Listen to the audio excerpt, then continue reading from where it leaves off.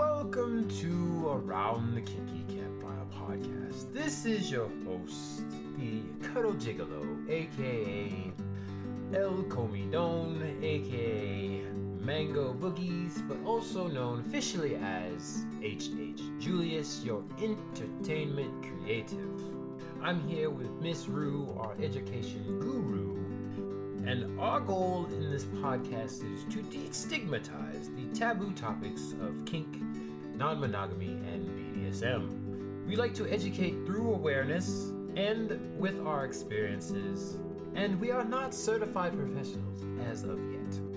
So our non-judgmental topics, with a dash of facts, are to be taken mostly as entertainment and with some slice of life anecdotal stories. Your opinions, lifestyles, and or way of thinking may not be in alignment with ours, but your opinion, lifestyle, way of thinking is also okay as well. And the fact that you have an opinion is valid. We're not here to change your minds. We are here just to provide a different point of view. Please join us every second and fourth Thursdays of every month, and our episodes are uploaded to all major platforms: Spotify, iTunes, Amazon Music, etc., etc. Please look forward to this coming episode, as we will start shortly, and make sure to especially pay attention to our ASR Minute, which will start very soon.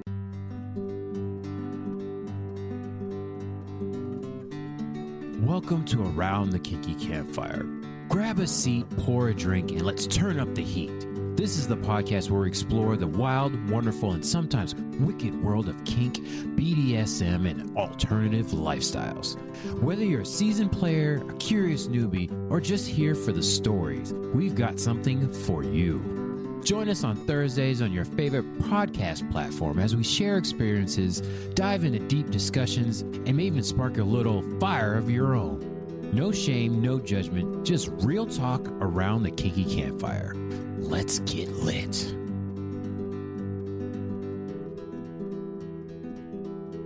Welcome back, everybody. Today we're going to talk about Primal BDSM, Primal Play, Primal Lifestyle, all those things above. But before we get into that, as you know, this is Around the Kinky Campfire. This is your host, Julius here. Officially Julius Marques. And officially HH Julius Marques. If you want to do anything super duper fancy, that's how you say the name right there. We are getting super official because, folks, campsters, we are about to teach some classes. I'm going to put up some video at some point, and probably not very specific where I'm going to be teaching it at just yet. But I'll make more of an announcement as we get closer to the time. As you know, it's that time of year where I go to a very nice convention where I like to volunteer my time. Well, we're getting a little bit more involved this year. I'm not being Mr. Volunteer or Mrs. Security. I'm doing Mr. I guess we'll do Mr. Class Teacher Workshop / thing, all the above that's there. But we'll get into that a little bit later. For right now, we have the ASMR 5 seconds. Not really. I don't even know. It's like 2 seconds now. I have something very tasty. It's orange cream Coke Zero in a to-go bottle. Also not sponsored, but it is my nightly drink. It's technically a school night at the time of this recording. So I've decided to just take it easy. I have one more of the beer I was drinking last time, the sour, but I, wanted to play cool as it's the beginning of the work week is tomorrow. Best day ever. Oh, that great old Monday. Everybody knows that Mondays suck, but Monday sucks, but we are going to go into it with a good head on our shoulders as we are doing recordings and getting ahead of things. Okay, so enough with the chit-chat around the kinky campfire. Julius, new episodes on Thursdays around noon Eastern time. And this is the podcast where I talk about my opinions. I don't care if I'm wrong or right. I don't care if you really agree with me or not. But you'll get my opinions based on my experiences. And I'll tell you some stories along the way and give you some education. They are facts. Once again, you can agree or disagree with them all you want. but they are facts that I've gotten from smart people along the way. And I'll tell you stories of how I've been using those different elements in my life. Last episode, we were talking about relationship anarchy. And today, we were talking about primal play as we get into the new season here. I had the season number wrong. I thought it was 3. We're on 4 now. Goodness. So, as y'all see, we changed the name. Most of these episodes are going to be by myself. I have a guest every now and then, but now going into more by myself as I get out there and do more official things and teaching the people in real life, IRL, not just sitting here talking to a little dot in front of me. Thank you for all that are listening and downloading the episodes. I appreciate it. We're averaging more than 100 a month, 30 days, which is very nice, and I appreciate you guys sticking around after the break and still downloading episodes more. Okay. Enough fluffing around. Enough farting around. We're going to get into it. Official. Julius. Not hotty-totty Julius. We got a little official Irish bloke here. We're going to talk a little bit about the primal play. Primal play revolves around raw, instinctual, and often animalistic expressions of dominance and submission. Oh, such good. Okay, so start off right off the bat. I got some facts there that I just told you. A definition of what a primal play is. For me, it's a primal lifestyle. I live it. All the parts of the primal play I enjoy so much. And even if I'm not with a official like kink partner, somebody that's new to kink, there's still going to be some primal play elements involved. And I tell them that. And I get the negotiation going and the consensual stuff going. It's like, I'm going to bite your tushy. Y'all have heard it before. I'm going to bite a tushy. I wanted to talk about this once again. Primal play, primal lifestyle stuff, because this is another one of the classes I'm planning on teaching. The other class, relationship anarchy, is the one I'm actually going to be teaching. So just so y'all know, that's the class I'm going to be teaching. It's a little workshop, but now next class is going to be primal play. Now I just need to do the notes and make it all official and everything like that. But primal play, 2 definitely things that are out there. If anybody's done any research on there, people have written papers and blogs and stuff about it, but there's no like official classes or information on there. So they're kind of theories. Relationship anarchy is a theory. Primal play is a theory. It's just hard to explain a primal force that's just in you. Like me, I just need to bite and scratch someone that I like. Partners, they're going to have bruises on them because that's what I like to do. It's so enjoyable to me. Just grab it and scratch it. Just treat it like a chew toy. I get lost in thought now. I can't even keep my examples straight. Oh, man. Just thinking back to the times I just got a juicy tush in there and they tried to run and I grabbed them.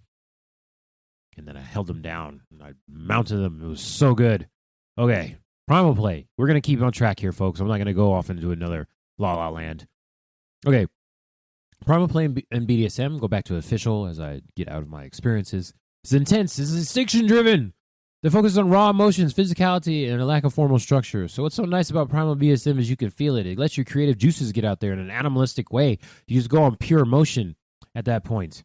And you get in there and you start playing with your partner, and hopefully they respond to it. So you don't really need words. It's more growls and gurs and all those different kind of things and guttural noises that come from the body. Apparently I growl when I do stuff. I don't really make moaning noises or anything like that, but I definitely growl.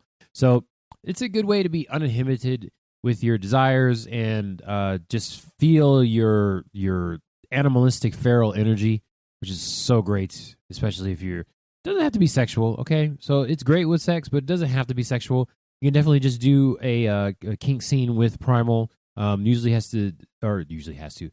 ends up being in the form of wrestling, a takedown, and that kind of thing, rough play. But you can do lighter versions. Of some pet play people, they do the Primal wrestling as well.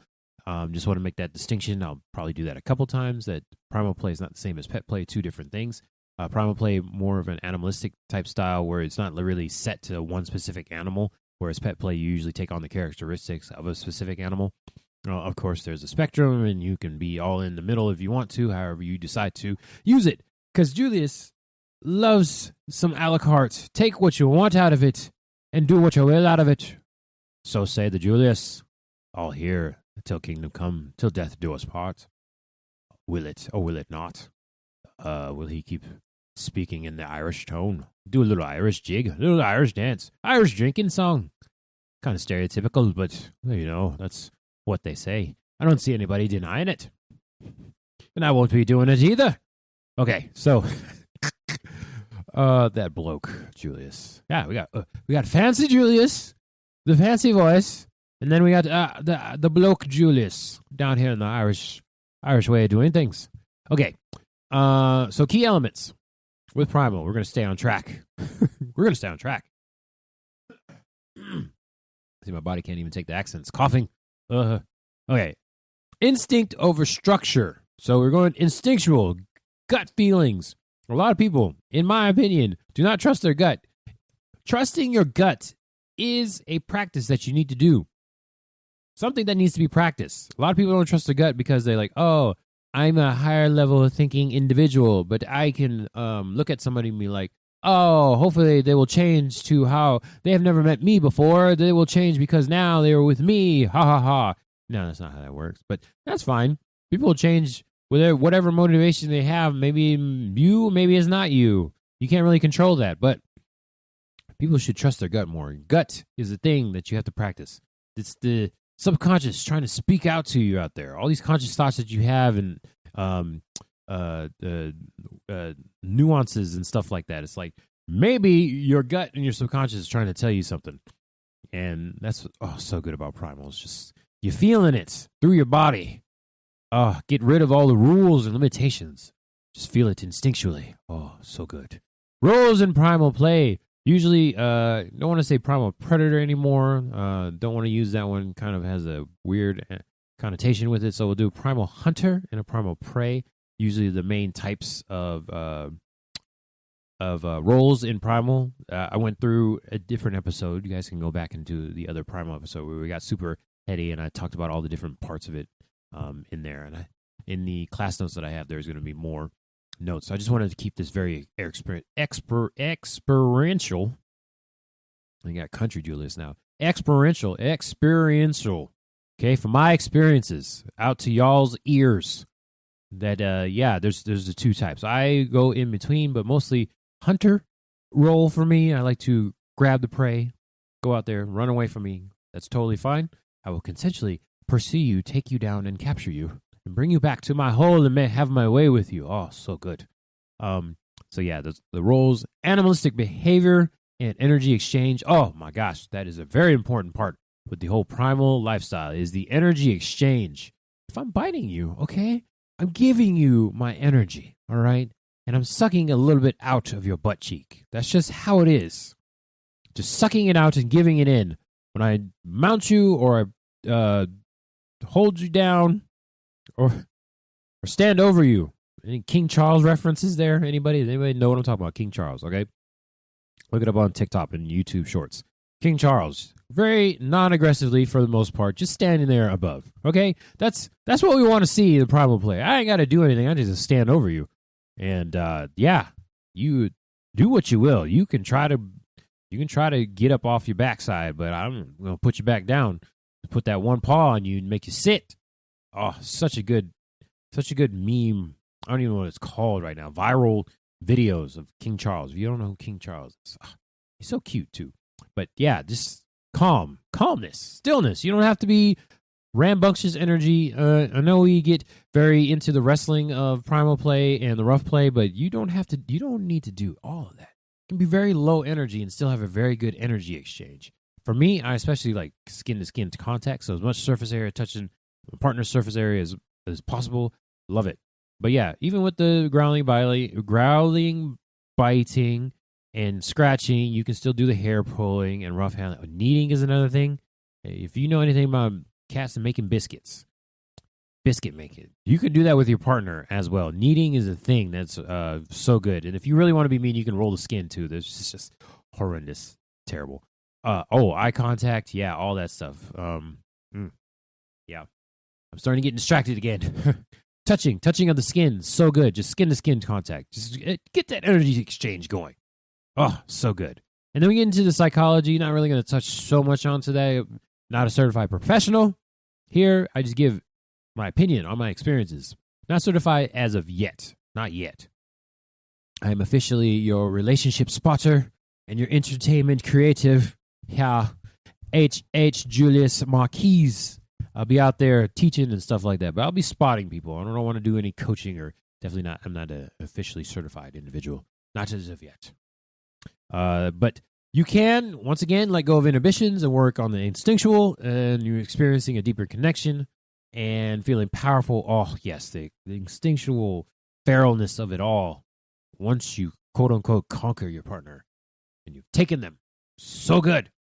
And then also, yes, always be safe. Safe is sexy, be consensual, have the negotiation, let each other know what your boundaries are and your hard limits and soft limits, everything like that. Be consensual with it. But it's just so good when you can have that trust with somebody and engage in primal play. Oh, creme de la creme. We add French in here as well. I don't have a good French accent, but I'll get out there eventually. Okay, so just the technical notes of primal play and how you do that there. You can get into more stuff when you actually get into the scene, which I won't get into the technical side of it.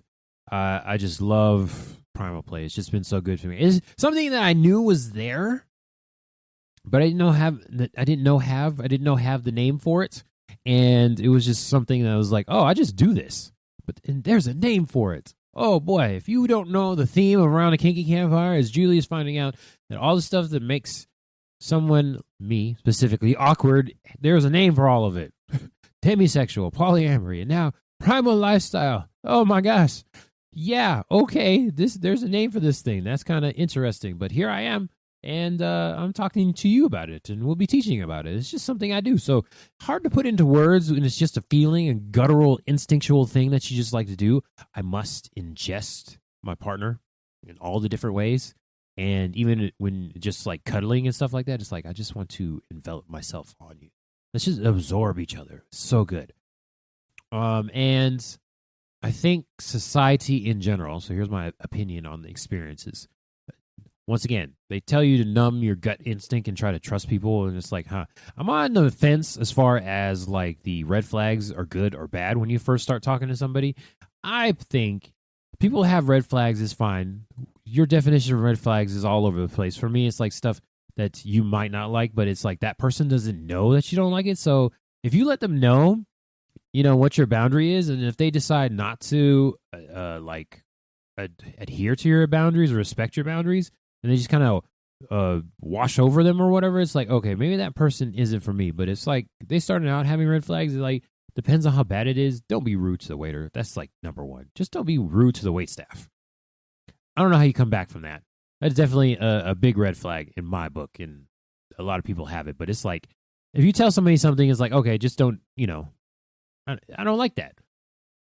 And then you can choose together where you want to still be together or not. But if they like, oh, okay, I didn't know that, and they, make the choice to change, that's a little bit different. So that kind of thing. And for me, it's like primal play. There is a reason why I brought this up. Primal play is something that not everybody enjoys. I mean, in general, there's going to be some bruises. Keep them to the areas that are safe. But some people just don't like bruises. And that's fine too. And it's like, maybe, that's not for you. That's not, that's not a red flag, but it's something that is a boundary with some people and may not be for you. So have that conversation.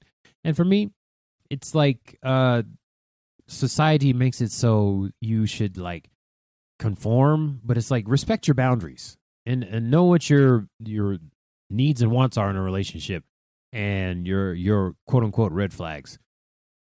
And hopefully when you practice that will help you figure out what your gut is trying to tell you. There are over 1 million nonverbal indicators out there. There's only like 150 that you actually subconsciously recognize.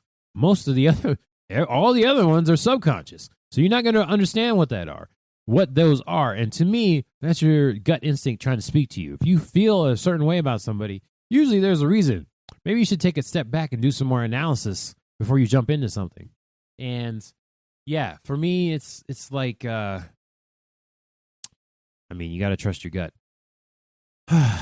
And society's morals are not going to be your own necessarily. As y'all know, we are a taboo community most of the time, the kink and the polyamory and just non-monogamy in general. A lot of people don't know what's going on. I am here as your educator, your relationship spotter. I'll be here to try to educate the people, the masses, as much as I can. Can't get to everybody. That's not my goal. I just like talking about this stuff. And then it's like, you know what? Let me go ahead and talk to people that want to learn about this stuff. So thank you, Campsters. You are here downloading this episode because you enjoy what I've been saying and hopefully enjoy me, myself, and how I present the information. So hopefully that was as convoluted as possible. Really hard to talk about the upbringing of it all, because for me, once again, it's like I just was this way. I never understood that people don't like biting tushies. It's like, you have this juicy tush and you're not biting it. Like, even when you're watching porn, I don't see a lot of biting in porn, but like, people will be up in there, even like licking an asshole, and like, you ain't biting the inside of the thigh or the cheeks, but you're gonna lick the asshole, go straight to licking the asshole, and it's like, what? There's so much juicy, tender skin there. I don't understand this. If I'm going to do you the favor, if I'm going to do both of us the favor of licking your asshole, it's like, there's going to be a cost there. I'm going to bite some juicy tush. Good stuff. And then, as we wrap up this episode, I will be teaching this at some point, along with Relationship Anarchy. It will be a workshop. It will be hands-on. It will be interactive. All those kind of things. There'll probably be a mat out there. I'll need some kind of chew toy as a demo person to be there for me. So hopefully that will come in nicely. I'm excited to teach this because, to me, teaching stuff that comes instinctually to me is very easy to do because it's like half and half. It's easy to talk about, maybe not be able to understand people that don't understand it, very heady people that, you got to practice. You got to practice those instincts in that gut thing. You got to feel it. It's mostly a feeling type deal when you're talking about primal stuff. So hopefully people understand, and it's not just about the outwardly showiness of it all. Can't have a big ego when you're talking about this kind of stuff. It's like, you do it for yourself. You don't need to put on a show for other people, in my opinion. Okay? All right.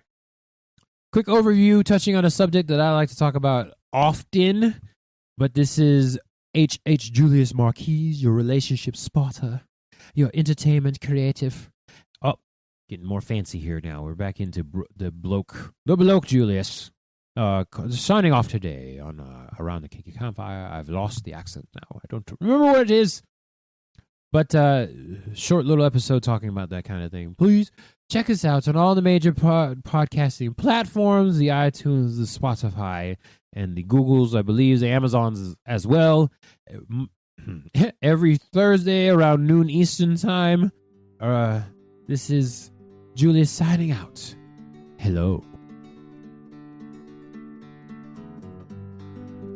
That's a wrap for this episode of the Around the Kinky Campfire podcast. We love having you by the fire, and we love to hear from you. Got a kinky question, a steamy story, or a topic you want us to cover? Slide into our DMs and send us a message at Around the Kinky Campfire, campfire with a K, at yahoo.com. Don't forget to subscribe, rate, and review wherever you're listening. Your support helps keep the flames burning and the conversations flowing. Follow us on Twitter, Kinky Campfire, Campfire with a K, YouTube, Around the Kinky Campfire, Campfire with a K, or Instagram, Campfire Kinksters, Campfire with a K. To stay in the loop, join the community, and keep the kink alive between episodes on Thursdays. Until next time, stay safe, stay sexy, and keep that fire burning.